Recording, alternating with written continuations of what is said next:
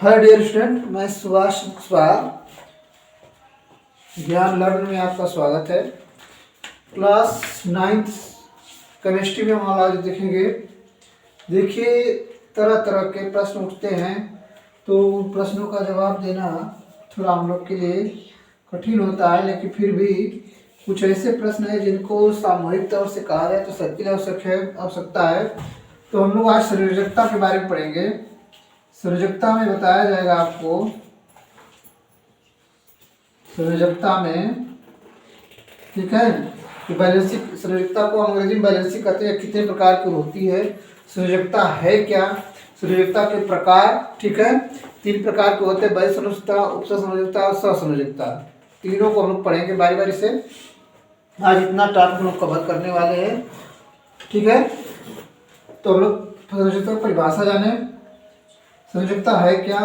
किसी भी तत्व के बाहरी कक्षा में उपस्थित इलेक्ट्रॉनों की संख्या को संयोजकता कहते हैं। ध्यान समझिए, किसी भी तत्व के बाहरी कक्षा में उपस्थित इलेक्ट्रॉनों की संख्या को संयोजकता कहते हैं, ठीक है।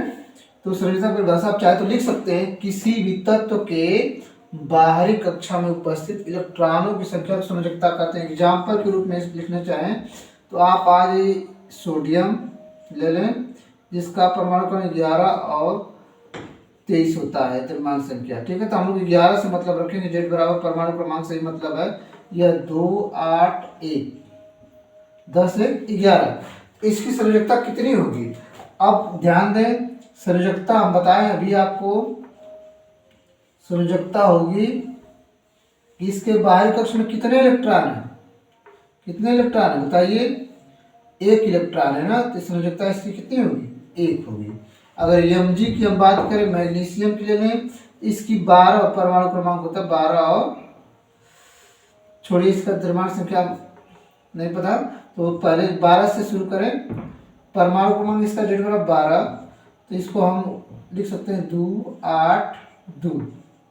तो इसके बारे में 2 इलेक्ट्रॉन ना, तो कह सकते हैं इसकी संयोजकता कितनी है? 2 है। इस संयोजकता कितनी है? 2 है, ठीक है। इस तरह से हम बता सकते हैं, ठीक। संयोजकता आप जान गए। फिर से सुन लीजिए परिभाषा, किसी भी तत्व के बाहरी कक्षा में उपस्थित इलेक्ट्रॉनों की संख्या को हम क्या कहेंगे? संयोजकता कहते हैं, ठीक है। अब आगे बढ़ते हैं हम लोग।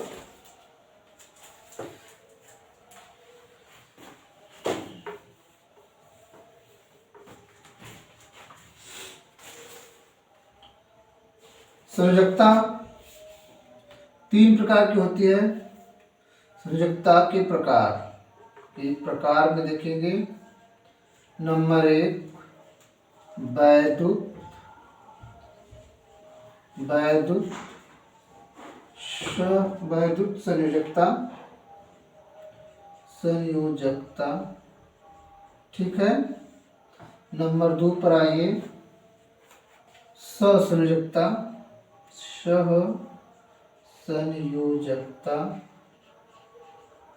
ठीक है। नंबर 3 पर आ जाइए, उपसहसंयोजकता, ठीक है, उपसहसंयोजकता, ठीक है। इस बात को हम लोग जाने, एक एक करके सीखेंगे हम लोग। तो ध्यान दें, पहला हम लोग पढ़ेंगे वैद्युत संयोजकता। इसकी परिभाषा आप जान लें क्या है। परिभाषा समझें, रासायनिक अभिक्रियाओं में जब कोई परमाणु अपने इलेक्ट्रॉन किसी दूसरे परमाणु को पूर्णतया, बात समझे, रासायनिक अभिक्रिया में जब कोई तत्व, या यौगिक कह सकते हैं, तत्व ही कहें, जब एक तत्व दूसरे तत्व को अपना इलेक्ट्रॉन क्या करता है? पूर्ण रूप से दे देता है। पूर्ण रूप से क्या करता है? दूसरे को दे देता है, उसको, ऐसी संयोजकता को हम कहेंगे वैद्युत संयोजकता। मतलब ध्यान से समझे, जब ए तत्व है अपना इलेक्ट्रॉन किसी दूसरे को दे रहा है, बी को दे रहा है, ठीक है। इसके पास एक इलेक्ट्रॉन मान पहले से है, ये अपना इलेक्ट्रॉन क्या किया? इसको दे दिया। यह अपना इलेक्ट्रॉन लेकर के अब इसके मध्य बंध बना दिया, ठीक है।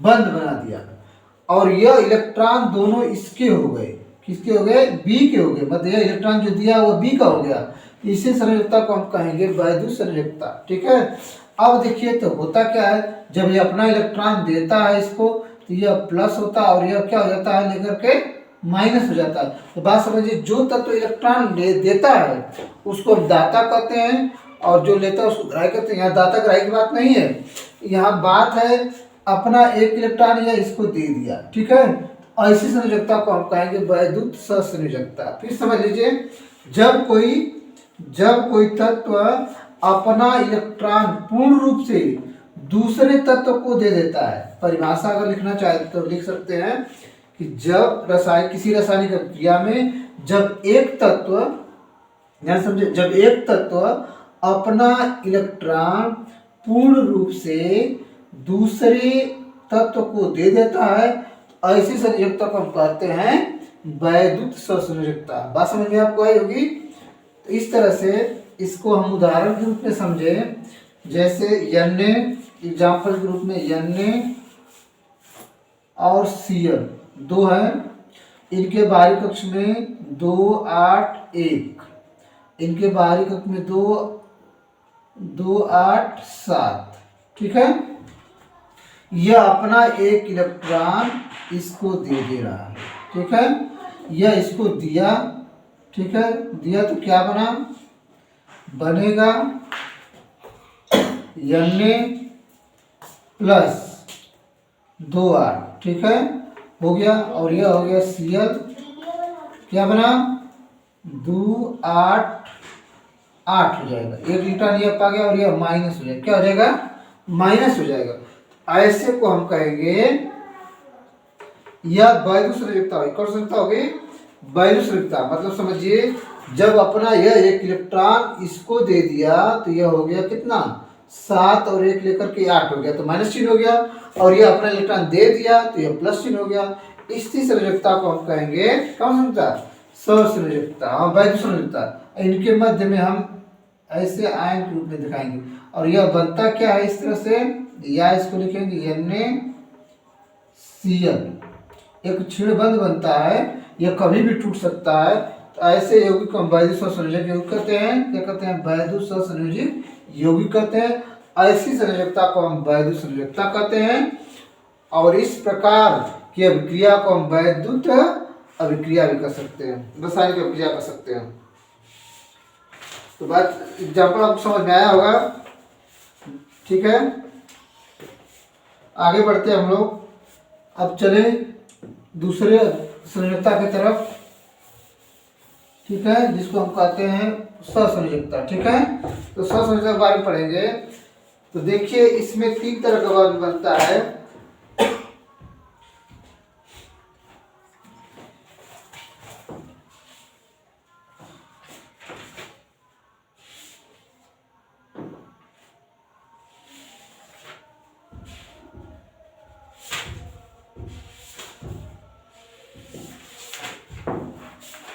आइए देखिए सहसंयोजकता में ऐसा, इसमें जब दो तत्व आपस में संयोग करके अगर एक एक इलेक्ट्रॉन का साझा करेंगे तो एकल बंध, 2 इलेक्ट्रॉन का साझा करेंगे तो द्विबंध, और 3 इलेक्ट्रॉन का साझा करेंगे तो त्रिबंध बनेगा।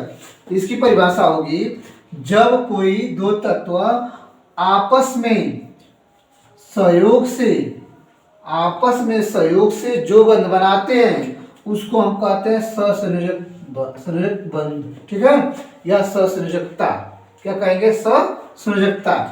मतलब ध्यान सुनिए, जब कोई दो तत्व आपस में संयोग करके एक नए तत्व का निर्माण करते हैं, संयोग करके। ठीक है, सहयोग से मतलब एक इलेक्ट्रॉन इनका तो एक इलेक्ट्रॉन दूसरे का, सहयोग करके या संयोग करके कोई नया तत्व यौगिक का निर्माण करते हैं, तो उसे हम कहते हैं सहसंयोजकता। जैसे देखिए, हाइड्रोजन है H और यह भी H। ठीक है, तो ध्यान समझे इसको। अगर हाइड्रोजन बात करेंगे तो यह H प्लस बनता है इस तरह से, प्लस E माइनस। ठीक, और दूसरा हाइड्रोजन यह इलेक्ट्रॉन ग्रहण करके क्या बनाता है, H माइनस। तो दोनों को जब हम अब क्रिया में जोड़ देते हैं, यह बनता है H, मान लीजिए H इस तरह से, और H इस पर भी एक इलेक्ट्रॉन, इस पर भी एक इलेक्ट्रॉन है, ठीक है। यह दोनों साझा करते हैं, तो इस तरह से एक इलेक्ट्रॉन का साझा करते हैं, ठीक। और यह बनाते हैं, यह इसके लिए भी 2 इलेक्ट्रॉन और इसके लिए भी 2 इलेक्ट्रॉन, ये बनता है, या इसको हम लिखते हैं H2। इस तरह की संयोजकता को हम कहेंगे कौन संयोजकता? सहसंयोजकता। बात समझ में आपको आ रही होगी। जब दो तत्वों का आपस में सहयोग से जो बंध बनता है उसे हम कहते हैं सहसंयोजकता बंध, ठीक है। आगे बढ़ेंगे हम लोग। अब देखिए, आपको बताएं कि एकल बंध, द्विबंध, त्रिबंध करते हैं क्या होता है।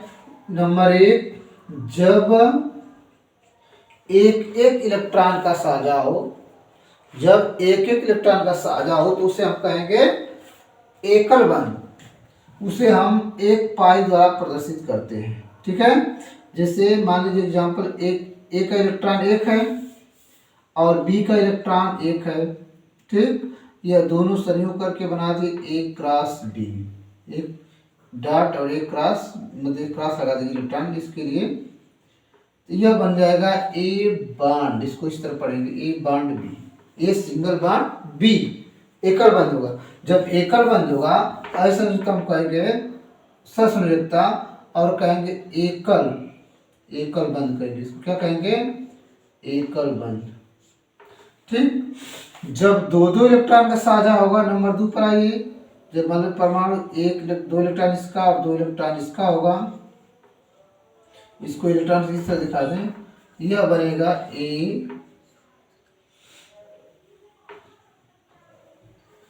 क्रॉस B, ठीक है। तो जब दो इलेक्ट्रॉन का साझा हो तो डबल बॉन्ड बनेगा, इसको हम लोग लिखेंगे या A डबल बॉन्ड B, इसको द्विबंध कहेंगे, क्या कहेंगे? द्विबंध। इसको एकल बंध, इसको द्विबंध। और इस तरह से तीसरा, जब 3 इलेक्ट्रॉन का साझा होगा, ठीक है, जब 3 इलेक्ट्रॉन का साझा होगा तत्व का, तो हम कहेंगे त्रिबंध। त्रिबंध बनता है, क्या बनता है? त्रिबंध। इस तरह से, ठीक। इसे क्या कहेंगे? इसको हम लोग कहेंगे A B, ठीक। संयोजकता हुई सहसंयोजकता 3 प्रकार की होती है। इसमें एक इलेक्ट्रॉन का साझा होता है एकल बंध, 2 इलेक्ट्रॉन का साझा होता है द्विबंध, या इसको द्विबंध इससे कहेंगे। और जब 3 इलेक्ट्रॉन का साझा हो तो इसको हम कहेंगे त्रिबंध। इसको हम ऐसे दिखा दें, 3 तरह से दिखा दें। देखिए लुई बिंदु इस तरह भी दिखाया जा सकता है, यहाँ पे लिख दें आपको, इस तरह भी दिखाया जा सकता है, क्रॉस द्वारा भी, डॉट द्वारा भी। तो इसको, इन तीनों को हम कहते हैं लुई बिंदु। क्या कहते हैं? लुई बिंदु। ये लुई बिंदु द्वारा हम इलेक्ट्रॉनों को दर्शाते हैं, ठीक। अब बात आती है तीसरे बंध की। तीसरे उदाहरण आप ले सकते हैं, इसका हाइड्रोजन होगा, ठीक है, इसमें MgO होगा, मैग्नीशियम ऑक्साइड होगा, और इसमें नाइट्रोजन होगा, N2 जो बनता है, ठीक है। इस तरह से हम एग्जाम्पल लेकर के समझ सकते हैं। आगे बढ़ते हैं हम लोग। एग्जाम्पल आपको समझाऊंगा मैं बाद में, पहले हम लोग इसकी परिभाषा देख लें।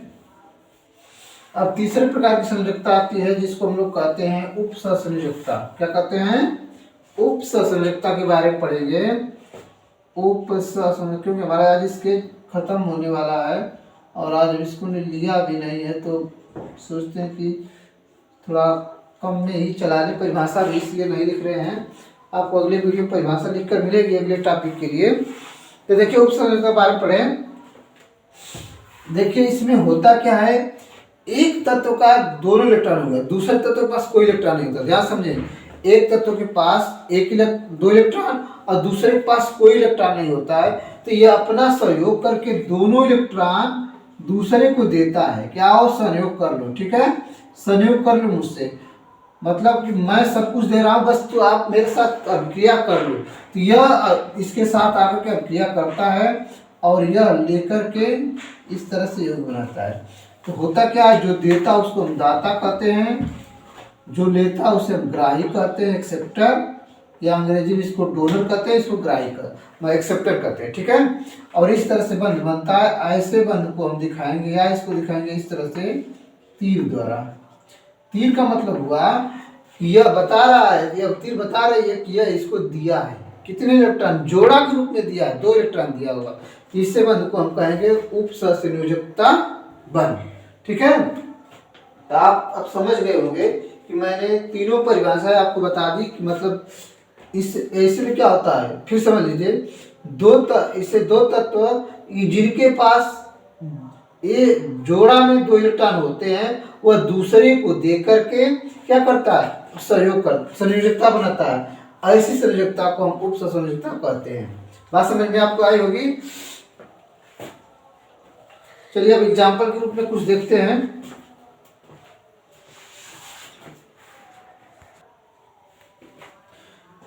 मैंने आपको 3 संयोजकता बताई, तो उसमें से देखिए हम लोग एग्जाम्पल के रूप में ले रहे हैं SO2 को। SO2 को ले लें। SO2 में ध्यान से समझे, पहले यह जानेंगे कि इसका परमाणु क्रमांक कितना है।